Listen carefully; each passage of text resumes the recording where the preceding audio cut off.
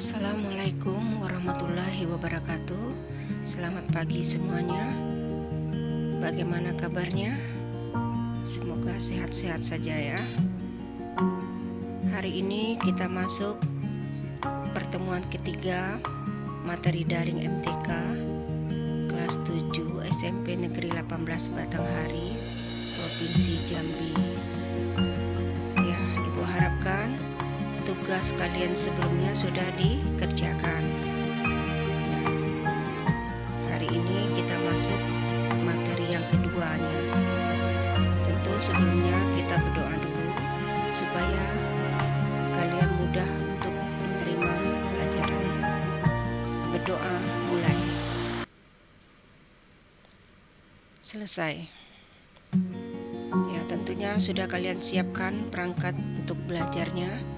Ya, buku paket, juga daftar daring, serta alat tulis menulisnya ya sudah disiapkan. Dan jangan lupa nanti untuk mengisi daftar hadir, masih seperti pertemuan kemarin. Ibu belum sempat untuk membuat linknya ya. Jangan sampai banyak yang salah lagi ya. Diingat caranya, hanya satu kali untuk mengisi daftar hadir ya. Ibu beri waktunya hanya 2 hari, yaitu Senin dengan Selasa. Itu bukan berarti ya mengisinya 2 kali, tapi hanya 1 kali dalam seminggu ya. Waktunya Senin atau Selasa. Materi hari ini masih tentang bilangan bulat dan pecahan. Kita masuk kepada KD 4.1-nya, yaitu menyelesaikan masalah yang berkaitan dengan urutan beberapa bilangan bulat dan pecahan. Itu pecahannya biasa, campuran, desimal, persen, dan tambahannya nanti adalah per mil. Adapun tujuan pembelajaran hari ini adalah ya, peserta didik dapat 1. Menyelesaikan masalah yang berkaitan dengan urutan beberapa bilangan bulat.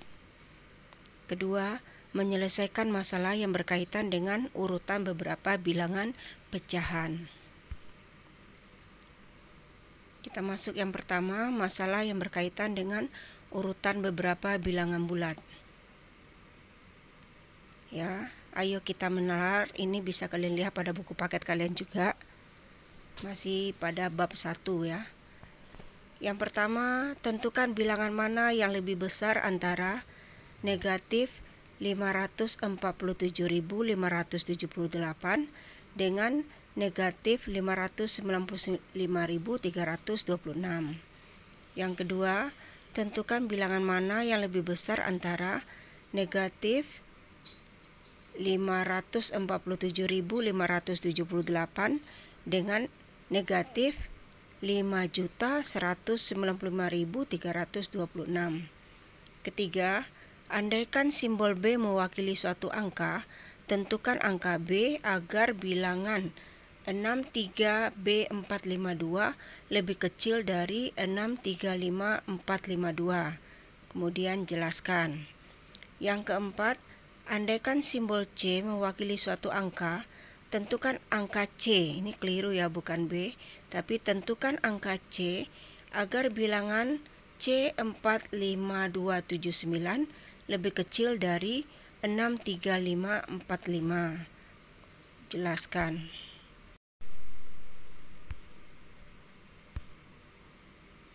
Masalah yang kelima adalah angka 9, 2, 4, dan 5 akan disusun menjadi 2 bilangan berbeda.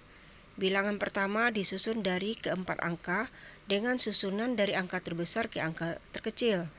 Bilangan kedua disusun dari 4 angka juga dengan susunan dari angka terkecil ke angka terbesar. Selisih dari bilangan tersebut, ya maksudnya selisih dari bilangan terbesar dengan terkecil yang dihasilkan adalah, ya ini soalnya pilihan ganda, bisa kalian lihat pilihannya.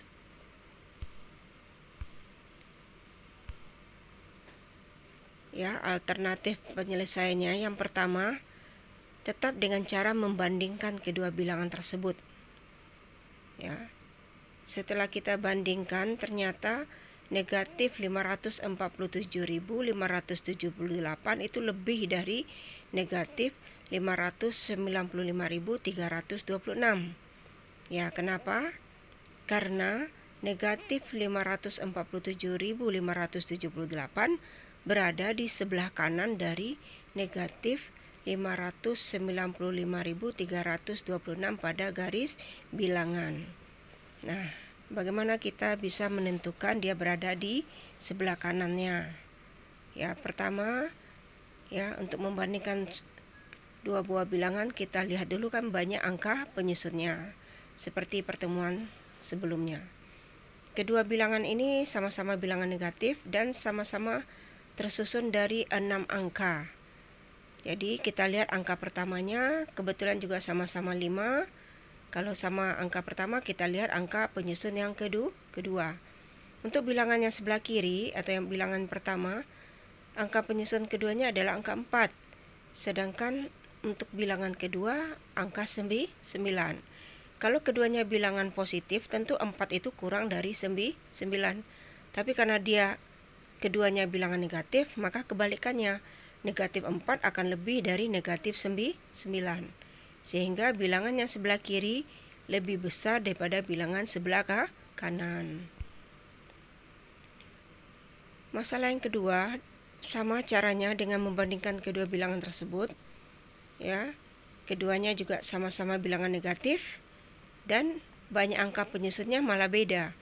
Yang sebelah kiri angka penyusunnya ada 6, sementara yang sebelah kanan angka penyusunnya ada 7. Dan keduanya bilangan negatif. Kalau keduanya bilangan positif, semakin banyak angka penyusunnya tentu nilainya akan semakin besar. Karena keduanya bilangan negatif, jadi aturannya terbalik. Semakin sedikit angka penyusun suatu bilangan negatif, maka nilainya akan semakin besar. Ya. Dan kalau kita lihat pada garis bilangan, maka angka negatif, ya, maksudnya bilangan negatif 547.578 itu akan berada di sebelah kanan dari negatif 5.195.326. Ya. Yang ketiga, masih dengan membandingkan kedua bilangan tersebut. Ya, kita lihat kedua bilangan ini banyak angka penyusunnya sama-sama 6. Jadi seperti yang nomor 1 tadi, kita lihat angka pertamanya kebetulan juga masih sama-sama angka 6.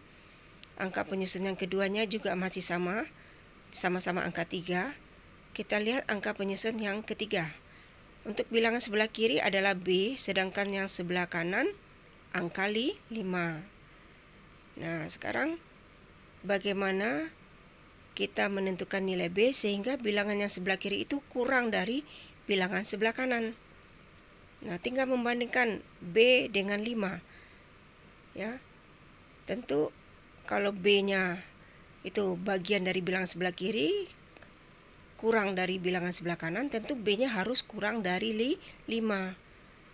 Kalau seandainya B-nya sama dengan 5, berarti bilangannya sama semua karena bilangan 3 yang terakhir sama, ya, sama-sama 4, 5, 2. Kecuali kalau bilangan yang terakhirnya juga berbeda. Jadi, supaya bilangan sebelah kiri kurang daripada bilangan sebelah kanan, nilai B-nya harus kurang dari 5. Yang keempat, juga masih dengan membandingkan kedua bilangan tersebut. Kita perhatikan banyak angka penyusunnya ternyata berbeda. Untuk bilangan yang sebelah kiri ada 6, sedangkan bilangan sebelah kanan ada 5. Kita akan menentukan nilai C sehingga bilangan yang sebelah kiri kurang dari bilangan sebelah kanan. Ya, kedua bilangan ini positif, ya. Jadi kalau positif, karena bilangan sebelah kiri itu lebih banyak angka penyusunnya, harusnya nilainya lebih besar dari sebelah kanan. Ternyata di sini nilainya kurang dari bilangan sebelah kanan. Jadi nilai C harusnya kurang dari 0 atau boleh sama dengan 0. Kalau sama dengan 0, kita lihat, kita ganti C-nya dengan 0. Berarti bilangannya sebelah kiri menjadi 0, 4, 5, 2, 7, 8.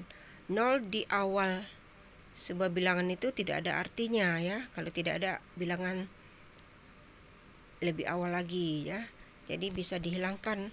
Nah, kalau dia 0 ternyata bilangannya menjadi 4, 5, 2, 7, 9. Memang kurang daripada 6, 3, 5, 4, 5. Jadi C-nya kurang atau sama dengan 0. Untuk yang kelima, bilangan pertamanya tentu 9.542 karena tersusun dari bilangan yang paling besar ke bilangan yang terkecil. Dan bilangan kedua kebalikannya, yaitu 2.459, tersusun dari angka yang paling kecil ke angka yang paling besar. Maka selisihnya ya tinggal kita kurangkan saja bilangan yang paling besar dengan bilangan yang paling kecil. Hasilnya adalah 7.083. Pilihan yang C.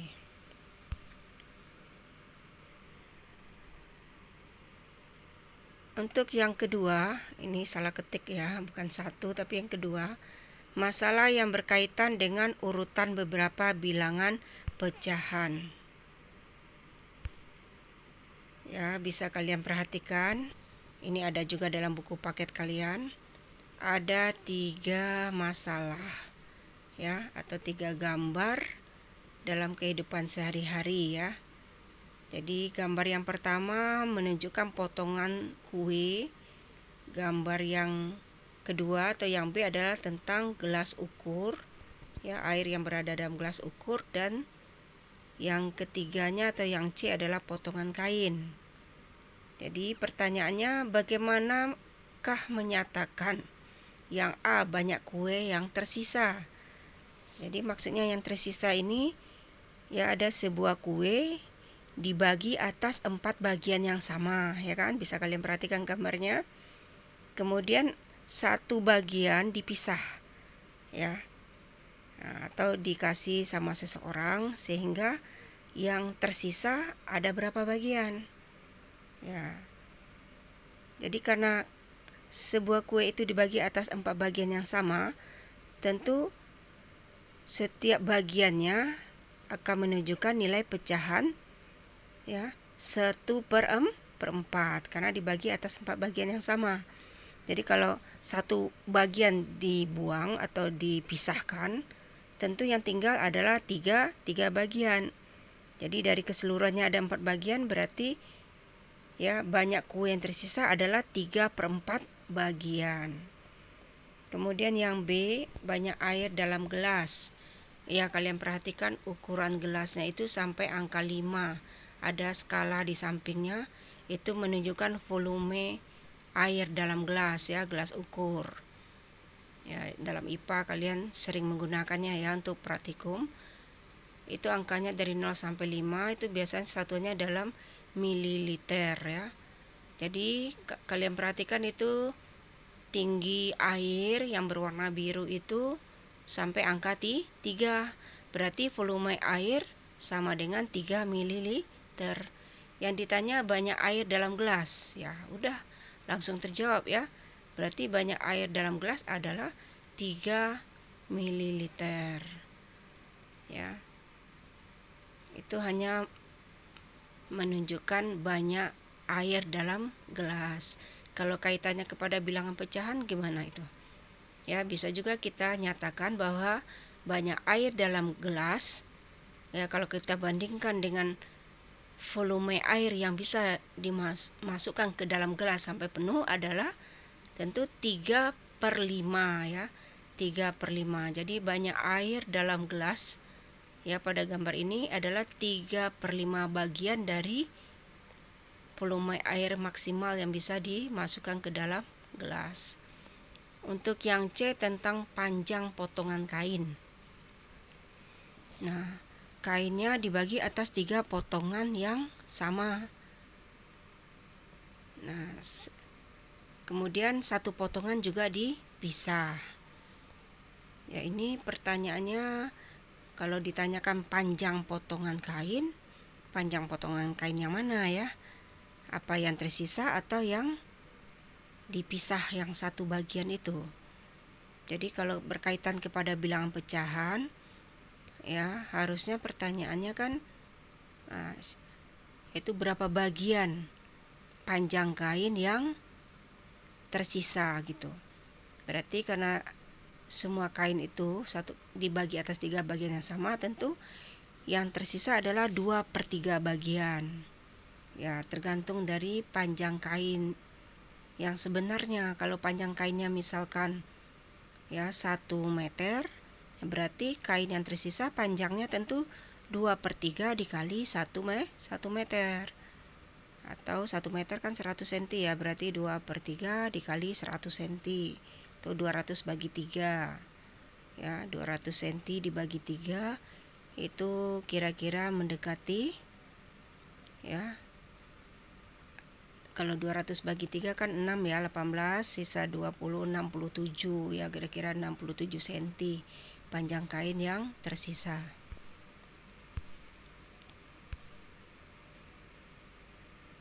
Masalah berikutnya yang berkaitan dengan bilangan pecahan yaitu tentang indeks massa tubuh atau kita singkat dengan IMT.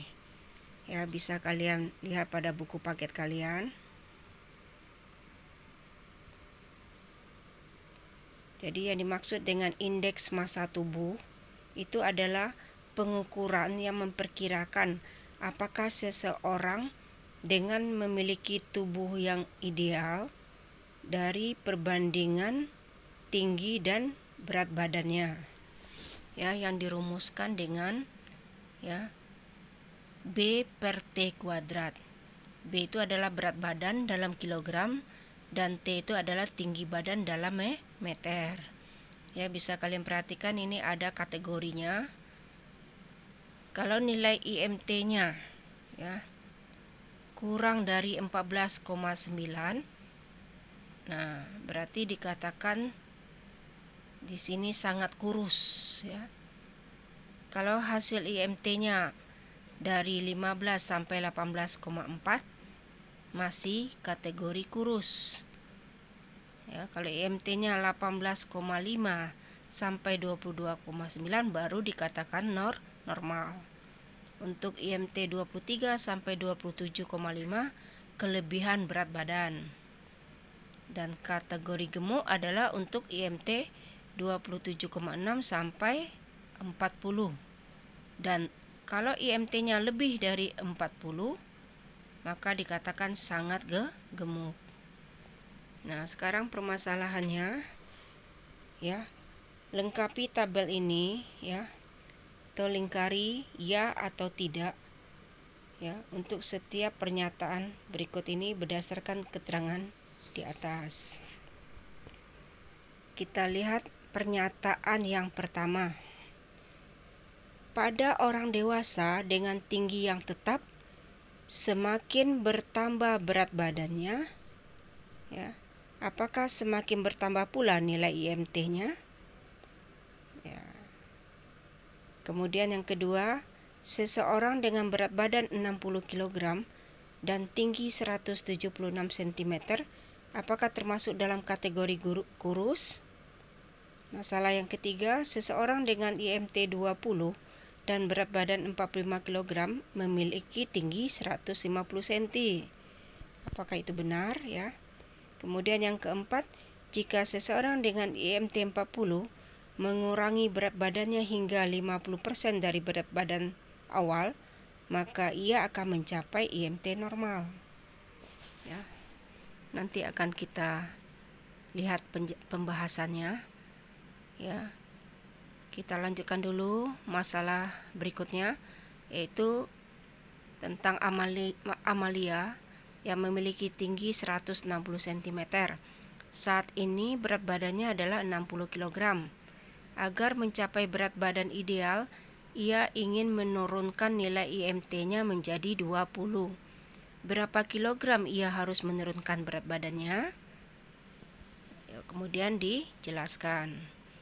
Untuk yang keempat tentang indeks massa tubuh juga, yaitu si Kohar adalah orang Indonesia dengan tinggi badan 170 cm. jika B menyatakan berat badan kohar dalam kilogram, manakah dari rentang berikut yang diperbolehkan supaya IMT-nya berada dalam kategori normal? Ini pilihan ganda ya.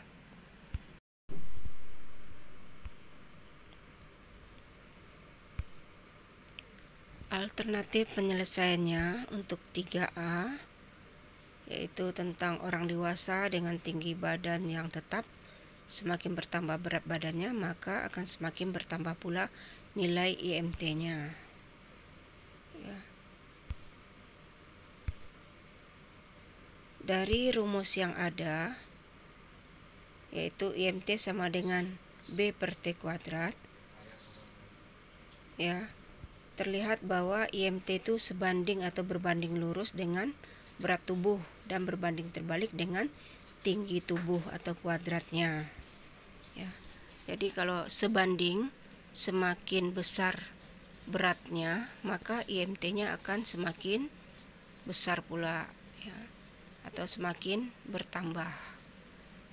Dan berbanding terbalik dengan tinggi tubuh atau kuadratnya, artinya semakin tinggi maka IMT-nya akan semakin berkurang, ya. Berarti pernyataan di atas adalah benar. Untuk masalah yang kedua, seseorang dengan berat badan 60 kg dan tinggi 176 cm termasuk dalam kategori kurus. Nah, untuk menjawab pertanyaan ini, apakah pernyataan yang benar atau salah, tentu dengan cara memasukkan data orang tersebut ke dalam rumus IMT, yaitu IMT sama dengan B per T kuadrat. Ya, jangan lupa B atau berat badannya dalam kilogram, berarti 60 kg dibagi dengan tingginya 176 cm. Itu sama dengan 1,76 meter. Sehingga hasilnya adalah 19,37. Nah, ini terdapat dalam rentang normal, ya, yaitu 18,5 sampai 22,9. Nah, ternyata orang tersebut kategori normal, sementara pernyataannya disebut dia dalam kategori kurus. Berarti pernyataan di atas salah.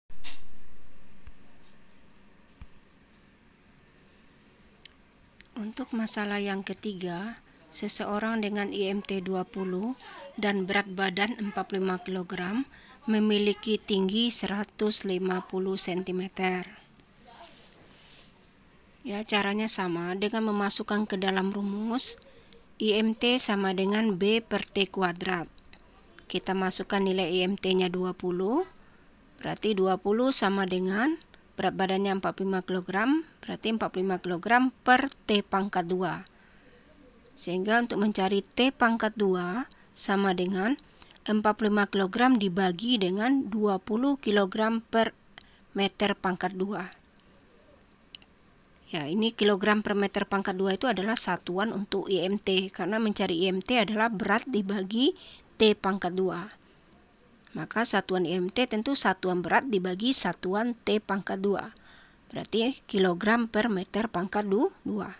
Sehingga angkanya 45 dibagi 20 itu adalah 2,25. Kilogram dibagi dengan kilogram per meter pangkat 2 sama dengan kilogram dikali meter pangkat 2 per kilogram. Kilogramnya sama-sama dicoret sehingga satuannya tinggal meter pangkat 2. Itu adalah satuan untuk T kuadrat. Sehingga untuk mencari T-nya adalah akar dari 2,25 meter pangkat 2 sama dengan 1,5 meter. Ya, sehingga sama dengan 150 cm. Jadi pernyataan di atas adalah benar. Untuk masalah yang keempat, jika seseorang dengan IMT 40 mengurangi berat badannya hingga 50% dari berat badan awal, maka ia akan mencapai IMT normal. Ya, kalian perhatikan penyelesaian berikut ini. Kita gunakan rumusnya IMT sama dengan B per T kuadrat. kita masukkan angka IMT-nya 40. Berarti 40 sama dengan B per T pangkat 2. Ya. Atau tanda panah T pangkat 2 sama dengan B per 40. Kenapa bisa seperti ini? Ya, kita misalkan rumusnya tadi kan IMT sama dengan B per T kuadrat. Kita ganti IMT-nya dengan 2, B-nya dengan 6. Tentu T kuadratnya 3, ya kan? 2 sama dengan 6 bagi 3. Ya, kok jauh pula aku ngerekam di sini suara. Cut lagi.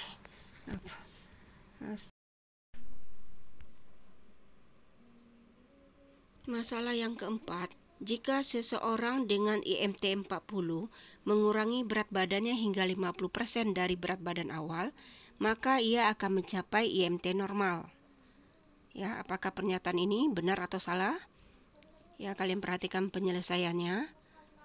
Kita mulai dari rumusnya dulu bahwa IMT sama dengan B per T kuadrat. Kita ganti IMT-nya dengan 40, berarti 40 sama dengan B per T kuadrat. Kita cari dulu T kuadratnya, atau ya sama dengan B per 40. Kenapa bisa jadi seperti ini? Kita misalkan pada rumusnya tadi, 2 sama dengan 6 bagi 3, ya kan? Nah, maka untuk mencari 3 tentu 6 dibagi 2. Maka mencari T kuadrat B per 40. Atau T-nya hilang pangkat 2 muncul tanda akar. Maka T-nya adalah akar dari B per 40. Sekarang kita lihat lagi rumusnya.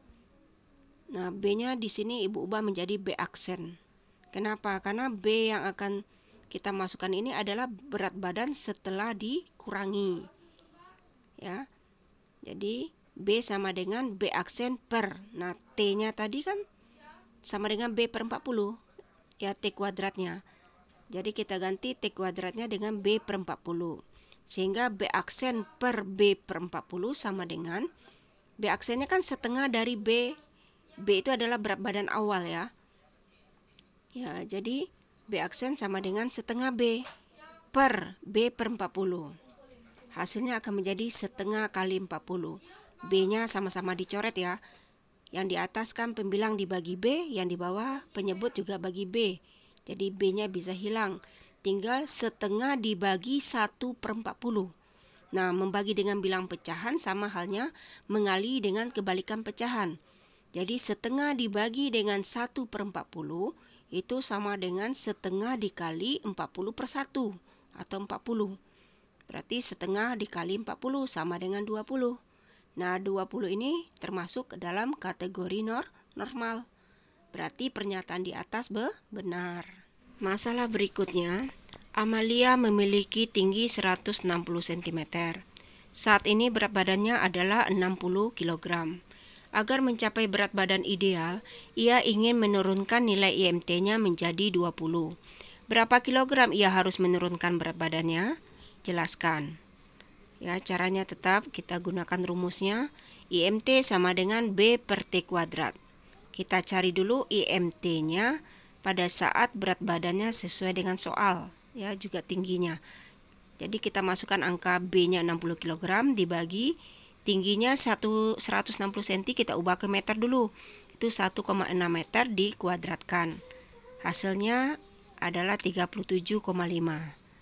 Ya, caranya 1,6 kamu kuadratkan hasilnya kan 2,56 ya. 1,6 kali 1,6 bisa kamu cari secara manual atau pakai kalkulator ya. 60 dibagi 2,56 itu hasilnya adalah 37,5. Berarti IMT-nya kalau berat badannya sesuai dengan soal, IMT-nya adalah 37,5. Nah, sekarang kita masukkan IMT-nya 20. Kita cari berat badannya berapa kalau IMT-nya 20. Ya. Tadi kan dia ingin menurunkan nilai IMT-nya menjadi 20. Jadi kita ganti IMT-nya 20. Berarti 20 sama dengan B per tingginya kan tetap ya. Dia hanya ingin menurunkan berat badannya, tingginya nggak diturunkan. Gimana pula tinggi diturunkan ya. Yang ada juga tingginya ditambah ya. Tumbuh itu ke atas bukan ke samping ya. Jadi 20 sama dengan B per 1,6 meter dikuadratkan. Sama dengan B per 2,56 meter pangkat 2. Sehingga hasil B-nya adalah kali silang 20 dikali 2,56 adalah 51,2 kg. Jadi kalau IMT-nya 20, ternyata berat badannya adalah 51,2 kg. Jadi Amalia harus menurunkan berat badannya sebesar 60 kg dikurang 51,2 kg, sama dengan 8,8 kg. Untuk masalah yang keempat, Kohar adalah orang Indonesia dengan tinggi badan 170 cm. Jika B menyatakan berat badan Kohar dalam kilogram, manakah dari rentang berikut yang diperbolehkan supaya IMT-nya berada dalam kategori normal? Ya, kalau kalian perhatikan penyelesaiannya, rumusnya IMT sama dengan B per T kuadrat. Kalian harus ingat IMT normal itu dari 18,5 sampai 22,9. Kita coba IMT-nya 18,5 dulu. Maka berat badannya berapa gitu. Jadi ganti IMT-nya 18,5 berarti sama dengan B per. Tinggi badannya kan 170 cm, kita ubah ke meter yaitu 1,7 meter pangkat 2.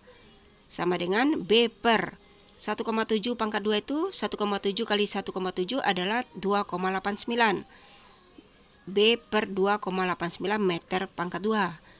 Sehingga B sama dengan 53,5 kg. Ya, diperoleh dari kali silang 18,5 dikali dengan 2,89. Hasilnya adalah 53,5 kg. Kemudian kita ambil batas normal yang terbesar yaitu 22,9. Kita cari lagi B-nya berapa gitu. Maka kalau kita ganti MT-nya 22,9 sama dengan B per, tingginya kan tetap karena orangnya sama ya. Jadi B per 1,7 meter dikuadratkan sama dengan B per 2,89 meter kuadrat. Dengan cara yang sama diperoleh B-nya 66,2 kg. Nah, berdasarkan 4 pilihan pada pertanyaan, ini merupakan pilihan jawaban B, yaitu B lebih atau sama dengan 53,5 dan kurang atau sama dengan 66,2. Ya, untuk tugas daring minggu kelima Juli atau pertemuan ketiga ini, ya, jawablah pertanyaan berikut dengan singkat dan jelas. Pertama, tentukan bilangan mana yang lebih besar antara negatif 3.058.342 dengan negatif 105.834. Yang kedua, jika A mewakili suatu angka, tentukan angka A agar bilangan 87A421 lebih besar dari 875.421. Yang ketiga, jika B mewakili suatu angka, tentukan angka B agar bilangan negatif 234B5 lebih kecil dari 23435. 4. Ukurlah tinggi dan berat badanmu. Kemudian kamu cari indeks massa tubuh atau IMT-mu dan termasuk kategori apa dirimu. Kelima, berdasarkan hasil jawaban soal nomor 4, bagaimana usahamu agar kategorimu menjadi normal? Buktikan dengan rumus IMT. Selamat bekerja, semoga sukses ya. Jadi demikianlah materi kita hari ini. Semoga bisa dipahami. Ya, mohon maaf Ibu atas ya kesalahan teknis dalam slide-nya ya. Ya, semoga itu tidak menjadi kendala. Silakan kalian kerjakan tugasnya. Ini ya tugas yang ketiga yang harus kalian kumpulkan pada Sabtu besok ya, tanggal 3 Agustus. Ya, semua tugas dari pertemuan pertama sampai pertemuan ketiga. Ya, terima kasih atas perhatiannya. Semoga dipahami. Kalau ada yang masih belum paham, bisa kalian tanyakan pada sesi pertanyaan ya hari Selasa. Ya, Ibu akhiri dengan Assalamualaikum warahmatullahi wabarakatuh.